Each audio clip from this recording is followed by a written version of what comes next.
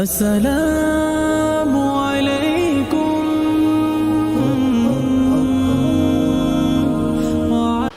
ঈদ মুবারক সবাইকে। সবাই কেমন আছেন? আশা করি ভালো আছেন। আলহামদুলিল্লাহ আমি ভালো আছি। আসসালামু আলাইকুম। ফাতেমার কাছ থেকে আমি ফাতেমা চলে আসলাম নতুন আরেকটা ব্লগ নিয়ে। তো হয়তো দেখে বুঝতে পারতেছেন 2025 সালের ঈদুল আজহার ভিডিও। তো এখানে এই তো মানে আমাদের গরুকে গোসল করানো হচ্ছে আর কি, এখানে যেহেতু যেটা নিয়ম তো সেটাই পালন করতেছে আমার ছেলে এবং মানে আমাদের এক ভাই। তো দুজনে মিলে সবাই মানে গোসল করাচ্ছে ওকে। তো যেহেতু মানে ওকে কুরবানি দেওয়া হবে তো এই জন্য ওকে আগে গোসল করায়। জানি না কি এই নিয়ম কেন, আমি বলতে পারবো না। আপনারা যদি জানা থাকেন তো জানাবেন। সবাই দেখি যে গরুকে গোসল করা ঈদের আগে, মানে দিন সকালবেলা, ঈদের দিন সকালে সবাই গরুকে গোসল করা, এটা কেন করায় সে যদি আপনাদের জানা থাকে আমাকে একটু জানাবেন প্লিজ কমেন্ট করে। আসলে আমার এই হাদিসটা জানা নাই। যাই হোক, এই তো সকালবেলা থেকে শুরু হয় যে মানে গরু নিয়ে, যেহেতু ঈদুল আজহার দিন সবসময় গরু নিয়েই ব্যস্ত থাকা লাগে বা ব্যস্ত থাকতে হয়। তো দুজনে মানে গোসল করাচ্ছে ওকে।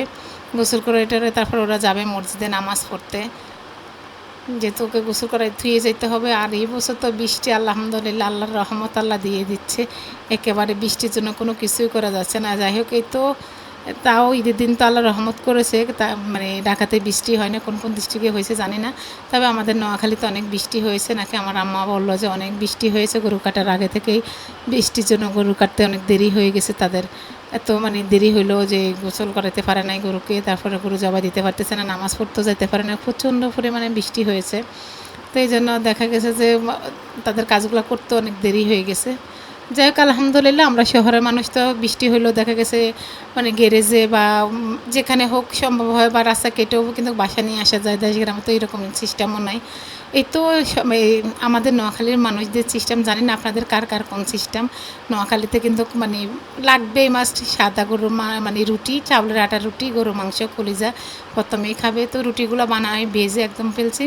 আর এই তো এখন এই যে গরুর ভরটা পরিষ্কার করতেছে। আর আমার ছেলে কিন্তু মাংস নিয়ে, মানে নিচে থেকে গরুর মাংসটা নিয়ে আসলেও আপনার করার জন্য স্টেকের মাংসগুলো নিয়ে আসছে। তো সে একসাথে মাংসের সাথে মিশিয়ে ফেলছে। এখন আমাকে বলতেছে, মা এগুলো আমি বেছে দিই, তুমি করবা।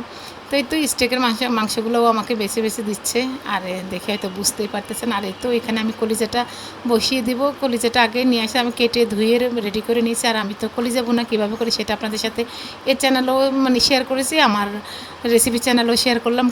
এই তো দেখেন এখানে গরুর গোস্তও নিয়েছি কিন্তু প্রায় 20 কেজির মতন রান্না করতেছি। আমি ঈদের দিন অনেক বেশি করে গরুর গোস্ত রান্না করি, কলিজাটাও অনেকটাই রান্না করি, যেহেতু আলহামদুলিল্লাহ। অনেকে হয়তো এখানে বলবেন যে আমি গর্ব করতেছি বা বড়াই করতেছি, আসলে তা না। আল্লাহ আমাদেরকে সেই তৌফিক দিয়েছে আমরা একটা গরু কোরবানি দেওয়ার জন্য। তো দেখা গেছে যে বেশিরভাগ কলিজায় কিন্তু মানে রান্না করে ফেলি, বা মাংস কিন্তু 20 কেজির মতন রান্না করে আমার যারা হেল্প আছে তারা আমাকে সহযোগিতা করে, যারা তাদেরকে নিয়েই কিন্তু আমাদের খাওয়া দাওয়া সবাই একসাথে মিলে খাই, নিজেরাও খাই। এই তো গরু মাংস এখানে বসিয়ে দিবি, দেখে হয়তো বুঝতেছেন। আর এই তো কলিজাও এখানে বসিয়ে দিয়েছি।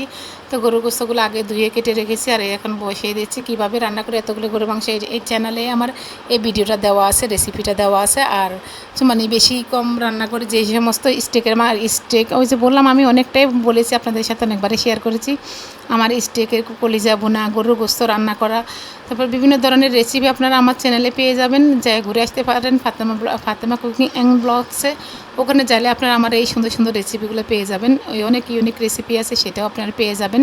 আর আমার এই চ্যানেলও আছে, এখানেও পাবেন। আর এই তো দেখেন রান্নাবান্না শেষ করে একদম সব কাজ শেষ করে কিন্তু আমি এই যে ফলাও করেছি, গরু মাংস, কলিজা, রুটি। আর রুটিটাকে আমি একটা গামছা দিয়ে কিন্তু মানে একদম পেঁচিয়ে রেখেছি যেন রুটিগুলো শক্ত না হয়ে যায়।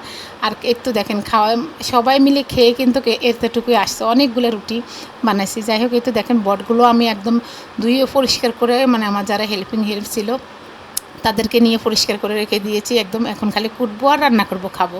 আর একদম দেখেন মানে এটা হয়েছে আমার বিকালবেলা। তো আপনারা কখন কে কীভাবে ফ্রি হয়েছেন জানি না, ঈদের দিন সবাই তো দেখা গেছে অনেক দেরি হয়ে যায়। আলহামদুলিল্লাহ আমি একদম মানে 5:30টার মধ্যে আমার সব কাজ শেষ করেছি। আর আমার ছোট ছেলে কিন্তু দেখেন তার অবস্থা, জামা কাপড়গুলো চেঞ্জ করতে বলতেছে, সে বলতেছে গরমের ভিতরে ভালো মানে জামা গায়ে দিতে ভালো লাগে না, নতুন জামা গায়ে দিলে নাকি তার গরম লাগে। আর দেখেন আমার অবস্থা আলহামদুলিল্লাহ আমি সবগুলো একদম ধুয়ে পরিষ্কার করে সব শেষ করছি, যেহেতু আমার দুজন হেল্প ছিল, তারা করেছে আমি করেছি, এই জন্য তিনজনে মিলে অনেক তাড়াতাড়ি কাজটা শেষ করে ফেলছি। আর পুরো ঘর দেখেন একদম ডিপ ক্লিন করে ফেলছি, মানে কোনো কিছুই নাই, গরম পানি দিয়ে হুইল পাউডার দিয়ে ভালো করে ধুয়ে ফেললাম।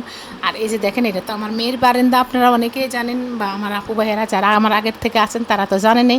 এদের দুইটা গোলাপ মাশাআল্লাহ একদম ফুটে আছে, দেখেন আরেকটা গোলাপ ফুটবে।